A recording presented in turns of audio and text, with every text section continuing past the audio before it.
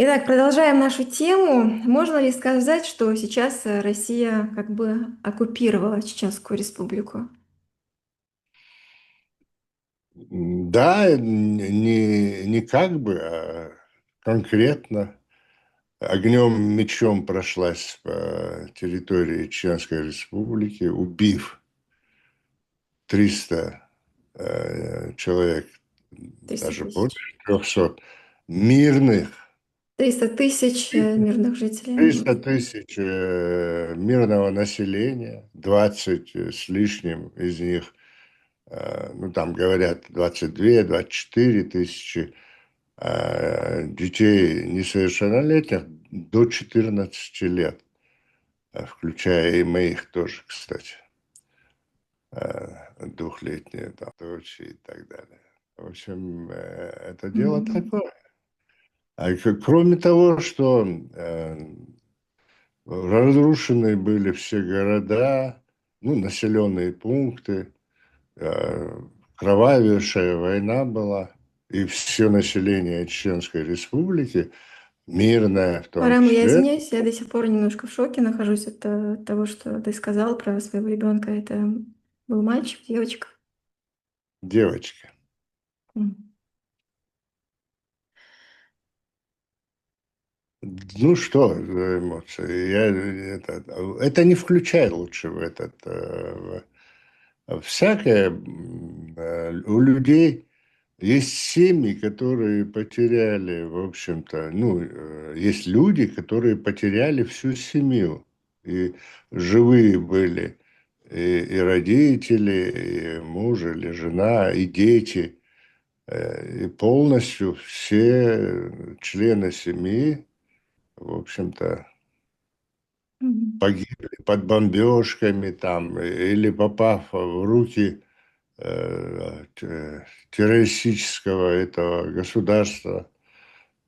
Дело в том, что десятки тысяч людей, в общем-то, по фиктивным каким-то обвинениям, попав в руки, значит, федеральных сил России, в общем-то, незаконные суды их осуждают и сажают на большие сроки. До сих пор сидят на огромные сроки, отсиживают в ужаснейших условиях. Еще, и там еще их прессуют в места заключения наши соотечественники, которые вообще невинные люди, абсолютно граждане своей страны, они просто жили своей бытовой жизнью. И тем не менее, вот, по национальному признаку он является террористом. И по большому счету этот процесс, он, как, конечно, там после оккупации за 20 лет уже выросло новое поколение, там, значит, коллаборационная власть, там, какие-то строительства, какие-то, в общем-то, вот эти вот дети, выросшие в суворовских училищах, это же фактически процесс этот продолжается, но он уже империя, значит, взращивает новое поколение в атмосфере, ну, по Чингизу Айтматову, это манкурты. Мгм. Они, в общем-то, в другом состоянии, атмосфере. И вот этот вот информационное поле, о котором мы говорили чуть выше, оно как будто бы для них не существует. В смысле, оно как-то однобоко только они. Вот то, что пропагандисты и пропаганда вот это вот российско-кремлевская, лубянская проповедует, и в религиозных центрах тоже, я имею в виду, в частности, в мечетях, офицеры спецслужб читают, значит, проповеди. Естественно, по какому сценарию и что за проповеди у них, это можно даже не обязательно слушать для того, чтобы догадаться. Да, следующий вопрос тоже звучит как-то неуместно. Мы уже частично поговорили об этом, но его все-таки нужно задать. Были ли действия России против мирных жителей Чеченской Республики преступлением или даже геноцидом? Да, если все так, мы так коснулись того, что это было, огнем и мечом, если они прошлись по твоим мирным домам, по твоему жилью, зашли на твою территорию вооруженные, значит, силы и принуждают к какому-то там сожительству, чтобы ты подчинялся определенным законам каким-то ихним, то это, в общем-то, незаконно. А что касается уже вот это убийство по национальному признаку, преследование, там, насилия, террора, и вот это вот все вместе взятое, если это касательно только национального, если официально по телевидению ихнему там передавали в тот период о том, что новорожденный и так далее, он вырастет в этой атмосфере, и это будущий террорист и так далее. Это вообще миру нужно крутить эти ролики. Кто не видел, тот должен это увидеть. Надо переводить это на все языки мира. И для того, чтобы э, знали, что это был геноцид. Но есть, конечно, и записи некоторые, и высказывания и политиков, и военных. Они сами говорят об этом геноциде, но они это слово не используют, но по большому счету выражают мысли и цели о геноциде чеченского народа. Мгм. И вот эти роли, и политические, я не говорю, конечно, и в толпе люди, и простые там солдаты, это понятно, это исполнители и несведущие. А люди, решающие определенные политические задачи, военные задачи, когда они говорят, когда генералы из больших экранов это говорят, когда политические деятели на больших трибунах это говорят, это же очень серьезно. И это видят, э, если это происходит, то, например, в сравнении с Украиной, конечно, мы э, сочувствуем Украине, надеемся, даже уверен, я лично уверен, что Украина выиграет вот, с поддержкой международного сообщества. Наконец-то там международное сообщество оценило всю глубину, значит, вот этой преступности и желания российской власти, России, всей Российской Федерации, значит, доминировать в мире, и вот желание ее оккупировать какие-то чужие территории, суверенные государства. Вот в этом отношении э, Россия потихонечку начинает превращаться в изгоя. Конечно, там есть у них хитрость, подлость, коварство, интриги будут, Мгм. все это, но настолько откровенно с больших трибун, значит, и лидер государства, в частности Владимир Владимирович Путин, откровенно врал. Вот Мгм. он сегодня говорит одно, а завтра делает другое, конкретно противоположное. И совершает преступно говорит, вот он говорит, вот это преступление, если вот это вот так сделать, и про Крым он говорил об этом, и об агрессии на Украину. Он говорил, что это будет преступление и так далее, типа международное сообщество не поймет. Очень трезвые вещи когда-то говорил. И Мгм. этот же человек сегодня, я не говорю уже об остальном всем, что происходит, Мгм. чисто он признает это преступлением. Есть официальные записи, в эти ролики можно посмотреть, они доступны в Мгм. интернете. И вот он же сегодня отстаивать там какое-то типа справедливые, типа они военные, значит, их походы, они там типа как бы они СВО там и так далее, там типа справедливое там вмешательство Мгм. в жизнь чужого государства, типа какой-то они порядок наводили. У себя внутри страны самые несправедливые состояния межнациональных отношений. Мгм. Там тысячи вопросов, никогда не решающиеся, все время наоборот, то созревающие как нарыв, то да, там заглушающиеся какими-то там насилием или вероломством каким-то. Мгм. Мгм. В этой стране все вопросы решаются силой. Силой, угрозами, насилием.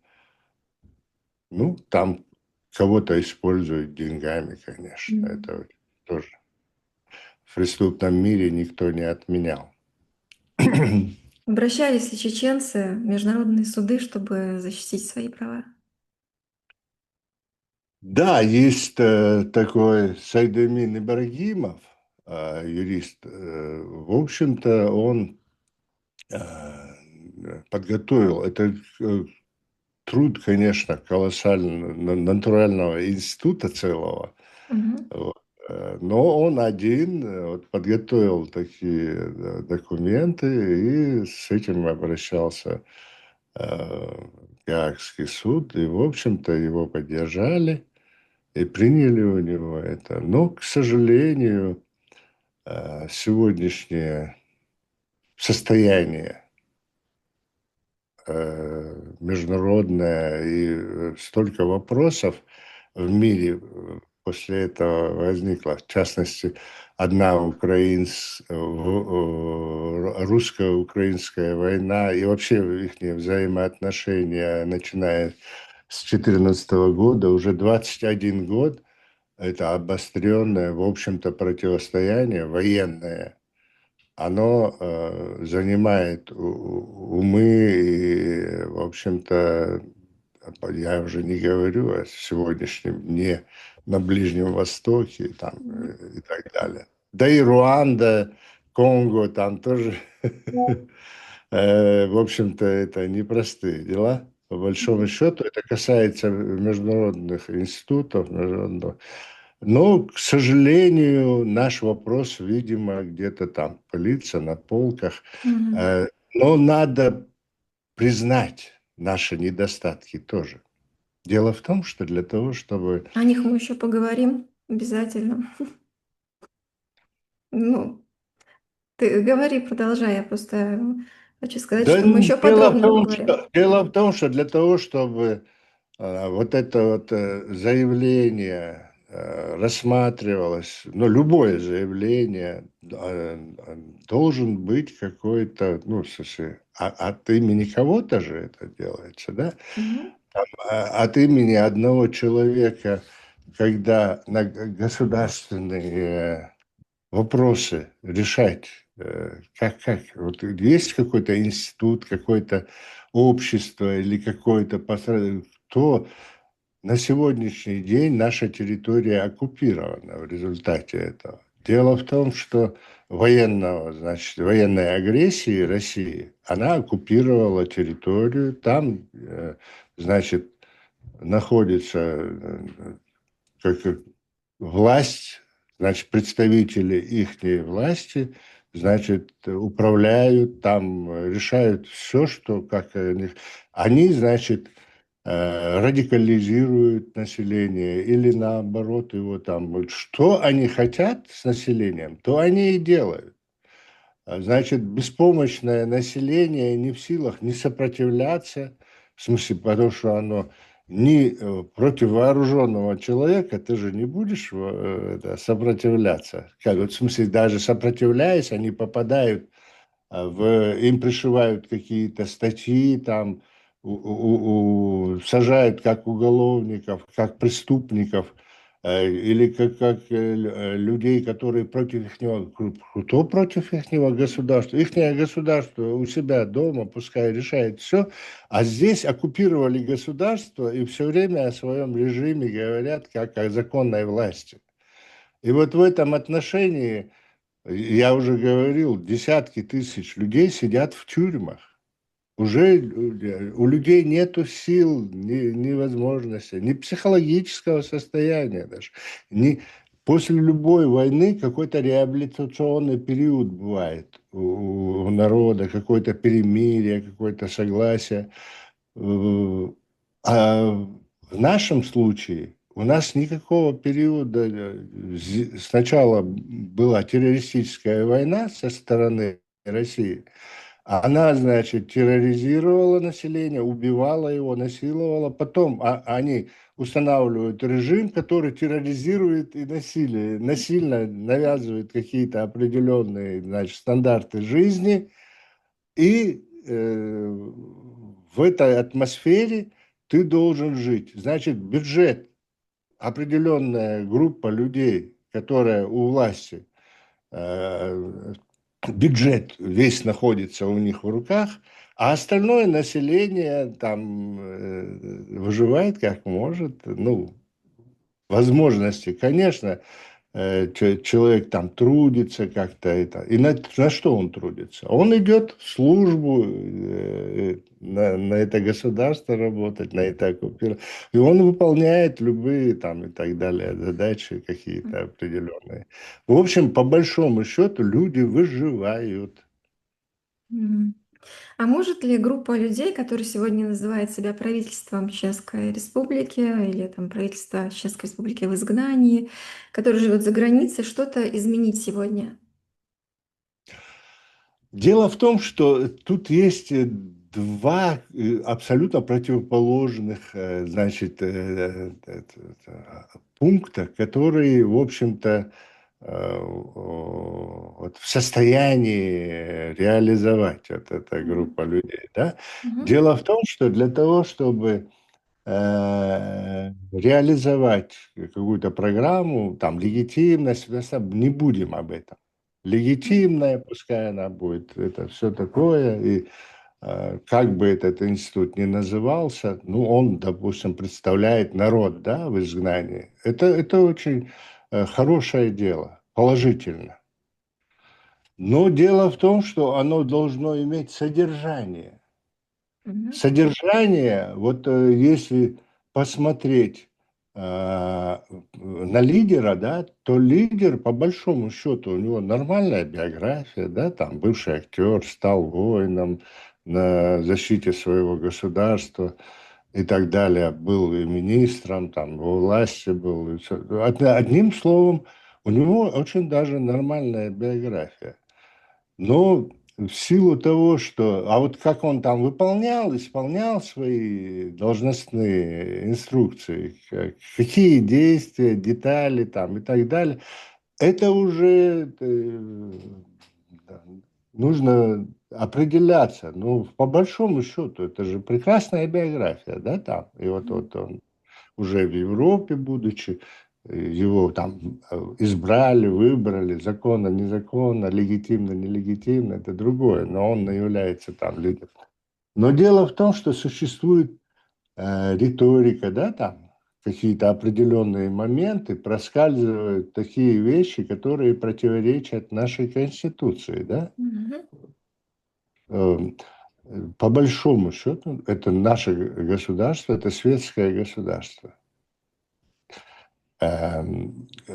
И некоторые представители нашей нации, в общем-то, пытаются, э,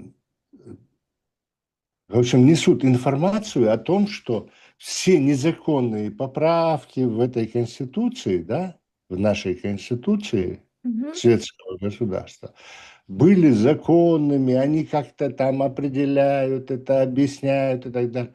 Кто бы ни делал, кто там, хоть Джохар сделал, хоть там, я не знаю, президент Соединенных Штатов Америки или председатель Международного суда, если совершил преступление или нарушил права и законы, то это нарушение. Эта Конституция сама себя защищает в тех именно статьях и пунктах, которые нарушены. Мгм. Это парадокс. И вот они берут это. И вот это вот нарушение, все, это незаконно. Я уже не буду про детали, там я могу, если надо, и Конституцию поднять, и о статье 4 там поговорить, да, там, э, ну, в общем, и о других, там много пунктов и статей нарушено. Из некоторых вообще вырваны целые абзацы и заменены на другие. Это преступление.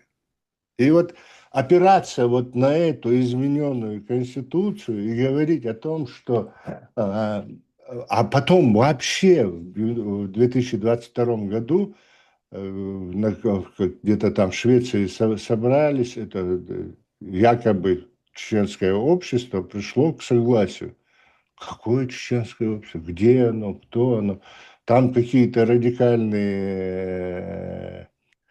типы являются там влиятельными людьми, что ли, в обществе, от того, что они там в эмиграции. И вот он с ними находит общий язык, и они, оказывается, пришли к согласию на Конституции 2002 года. Мгм. И тут первый раз он упоминает об этом низами. И тут все ныряют в его этот. Низам — это новая конституция. Да? Вторая Ну, конституция. фактически это не конституция, это антиконституция. Мгм. Это, значит, декларация о объявлении нашего государства исламским государством и с вытекающими отсюда всеми. Там вообще до парадокса доходят некоторые статьи этого документа. Там вот, во-первых, выше, одним словом, все-таки придется нам к Конституции нашей обратиться. Две-три фразы.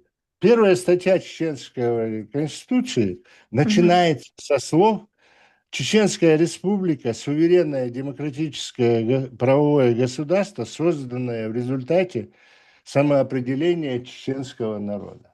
Мгм. Я уже не продолжаю даже эту статью. Просто одна фраза для иллюстрации вот этого вот всего нарушения этой Конституции и преступного нарушения. Само объявление этого государства, кто его объявляет и как.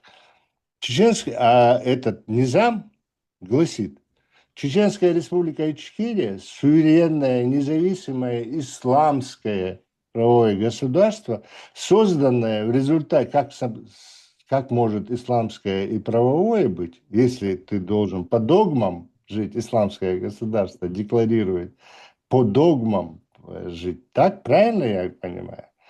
А когда ты говоришь правовое, это значит закон, есть законодательный институт, и значит они не Коран и Сунна, понимаешь? Мгм. Это какое дикое противоречие в одной фразе. Я уже не говорю об остальном.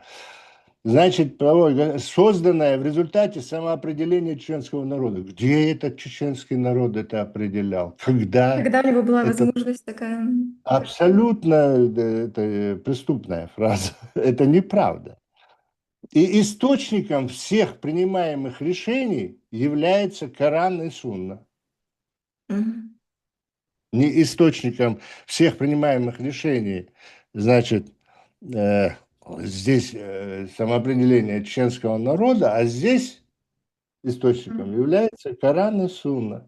Не Мгм. народ является, а Коран и Сунна. И все, этот институт, значит, законодательным, я имею в виду правовое государство, слово здесь, просто звук, он просто исчезает. Никакого института законодательного в этом государстве не может быть, если Коран и Сунна уже существует.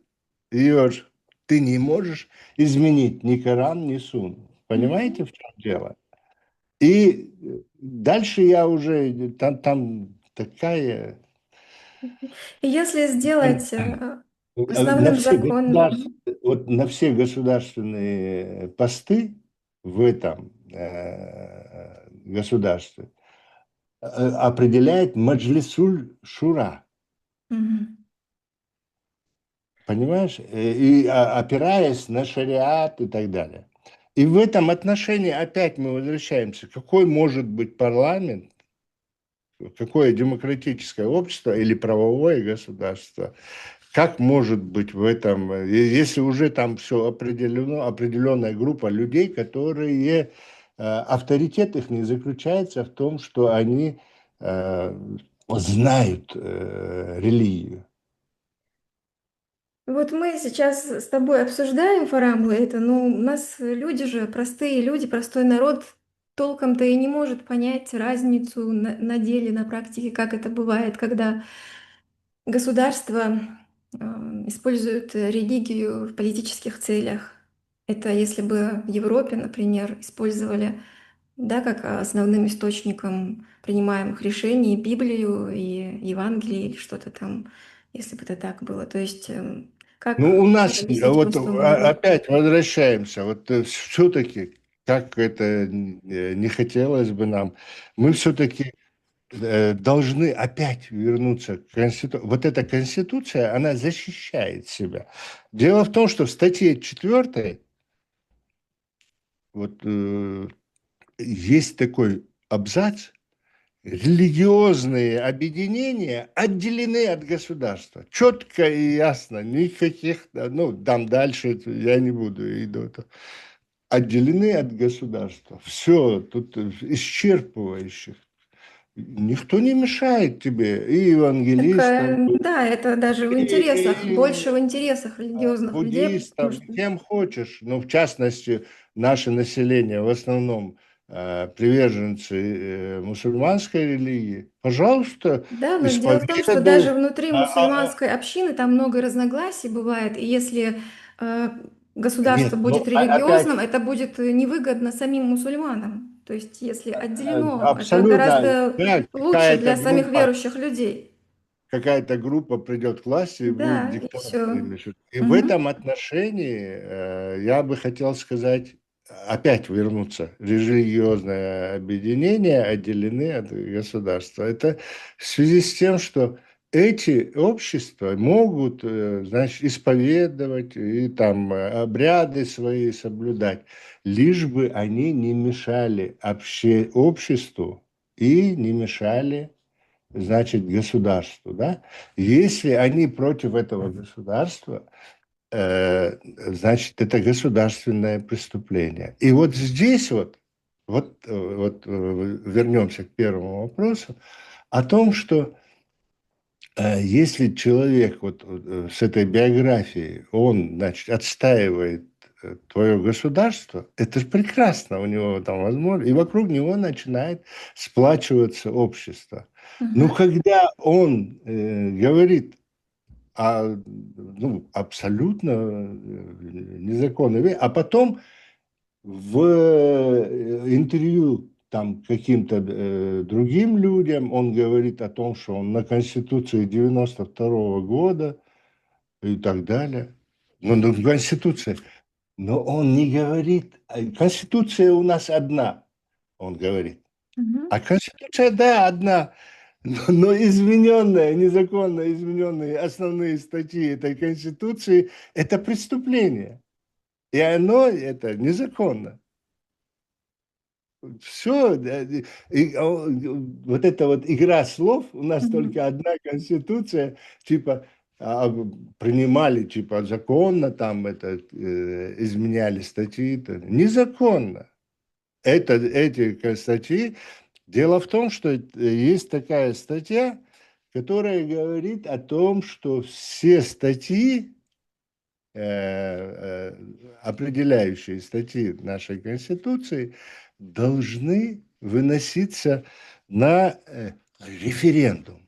Мгм. То есть решать, определять дальнейшую судьбу этой статьи, я уже не говорю про государство, тут определенно государство хотят в другом направлении, чтобы было, чтобы Мгм. другое государство было, не демократическое. Ну, а тут речь идет о том, что любую статью, определяющую статью Конституции, нужно выносить на референдум.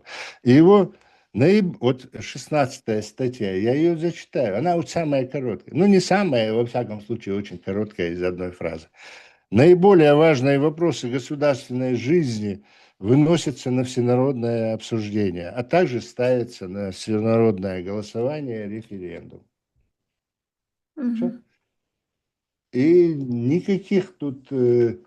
А что будет, что может быть важнее, что может быть важнее, чем государственный строй? И вообще смысл этого государства в чем заключается? Понятно, да? Так что в этом... Да, но эти темы надо Но дело в обсуждать. том, что...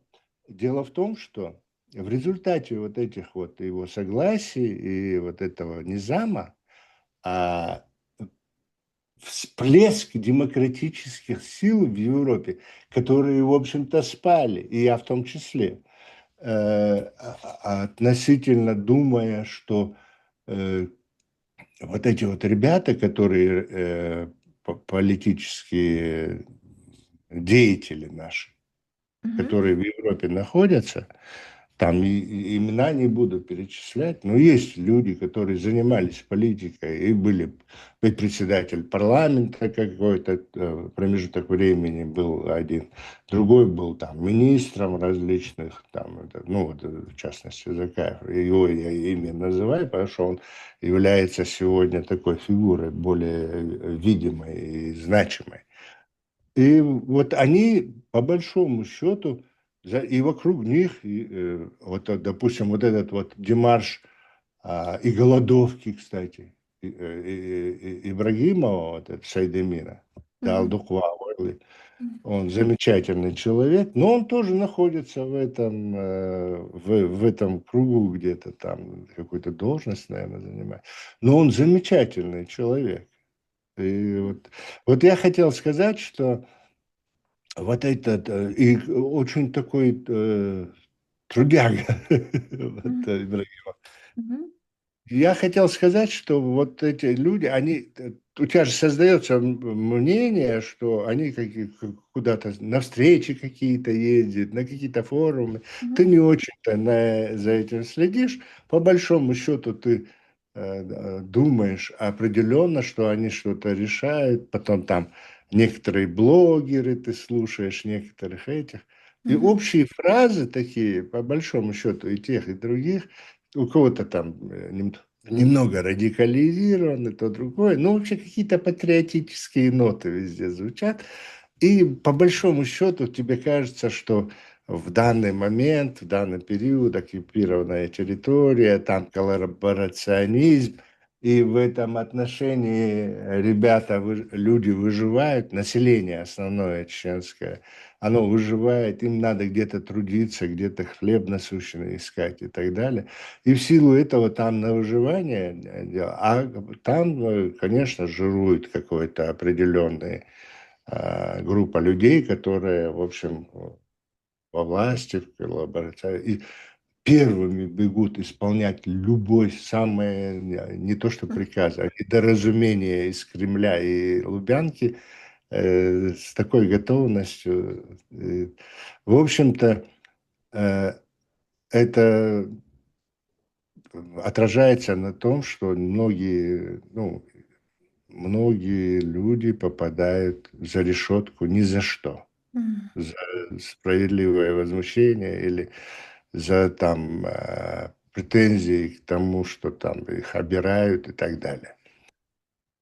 В общем, я не об этом хотел сказать. Я хотел сказать, что после вот этого вот озвучивания о существовании низам, Мгм. появилось какое-то демократическое движение. В смысле, не демократическое движение, это где-то какие-то отдельные личности.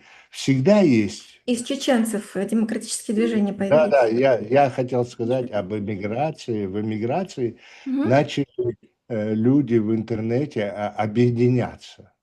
И Мгм. вот на этой почве создалась демократическая партия, в частности, и какие-то, значит, какую-то маленькую какую-то деятельность начали как-то общаться, какие-то Мгм. появились явно радикальные какие-то противники у них появились. Мгм. Ну, в общем, по большому счету начала вырисовываться картина иммиграции, что такое. И в этот момент, значит, сюда начали опять эмиссаров засылать. Ну, наверное, их и Мгм. раньше засылали, но эмиссаров из представителей нашей нации, я имею в Мгм. виду чеченцев, Мгм. которые на службе у силовых структур, там, у Мгм. спецподразделений, это российские. И вот они, значит, чтобы там стравливать или там кого-то там пугать, кого-то там осуждать и так далее, и радикализировать. Вот это вот центральная мысль, потому что по большому счету вот эта религиозная составляющая, она, в общем-то, раз она мешает нормальному развитию чеченского общества и жизни, значит, она нормальная, надо ее культивировать. И Мгм. вот за этот промежуток времени, за кратчайший срок, в Чеченской Республике построено более по 1500 мечетей. Мгм. Там школы хафизов, университет там исламский, в каждом почти что крупном, каждой крупной мечети есть школы, да, там, где могут научить Коран читать. Да то, что ты его не понимаешь, язык не знаешь, это не главное. Главное, чтобы ты истуканом был, и вот, мог читать, вот тратить, ну, вот Мгм. свое время, жизнь там, и бесконечно, бесконечно. И я не против, я понимаю, мы все же Да, но начинать же с этого из нельзя. этого, Развитие человека там может ну, остановиться, там, он дело же в том, ничего что не сможет жизнь, там, изучать. атомный век и так далее, а тут тебя, ну, одним словом, вот такая вот история. Ты являешься вот на поводу у них, по большому счету. Параму, Ты большое спасибо за эту беседу. У нас 1 минута до конца конференции. Я очень благодарна тебе и всем нашим интеллигентным чеченцам в Европе, которые многих вдохновляют, в том числе и меня, на то, чтобы что-то говорить, что-то делать. Да, это было Масейра.